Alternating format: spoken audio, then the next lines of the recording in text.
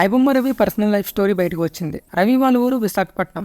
2016లో రవి ఒక అమ్మాయిని ప్రేమించి పెళ్లి చేసుకున్నాడు. వాళ్ళది ఇంటర్ కాస్ట్ మ్యారేజ్. ఒక డబ్బున్న ముస్లిం అమ్మాయిని పెళ్లి చేసుకున్నాడు. రవి ఒక వెబ్సైట్ డిజైనర్. ఆ జాబ్ చేసుకుంటూ బ్రతికేవాడు. కానీ అతని సాలరీ చాలా తక్కువ. ఆర్థికంగా బాగా డబ్బున్న ఫ్యామిలీ నుంచి వచ్చిన భార్యని రవి సంపాదనతో నెట్టుకు రావడం కష్టమైంది. రోజువారి ఖర్చులకు కూడా ఇబ్బంది పడటం, ఆపే వాళ్ళకి ఒక కూతురు కూడా ఉండడంతో ఖర్చులు మరింత పెరగడం జరిగింది.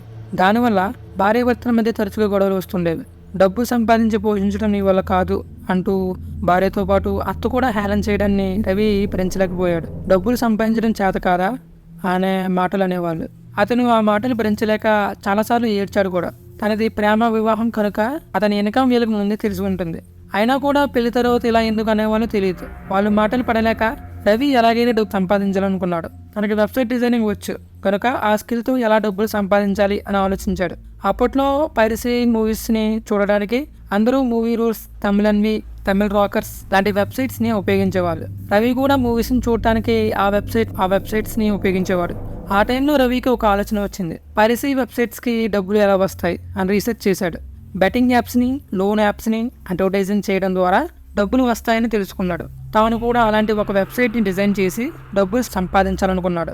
కానీ ఆ వెబ్సైట్లో అతనికి కొన్ని ప్రాబ్లమ్స్ కనిపించాయి. మూవీస్ అనేవి డైరెక్ట్గా ఆ వెబ్సైట్స్లో ప్లే అవ్వవు. ఎక్స్టర్నల్ లింక్స్ ఉండేవి. ఆ లింక్స్లో కొన్ని పనిచేసేవి, ఇంకొన్ని పనిచేసేవి కాదు.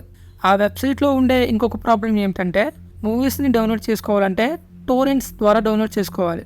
ఆ విధంగా డౌన్లోడ్ చేసుకోవడం అందరికీ తెలియదు. సో అలాంటి ప్రాబ్లమ్స్ తన వెబ్సైట్లో ఉండకూడదు అనుకున్నాడు.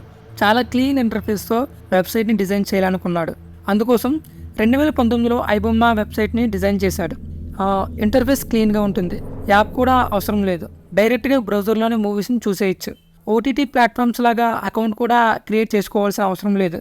జస్ట్ కొన్ని క్లిక్స్లోనే మూవీస్ని చూసేయచ్చు.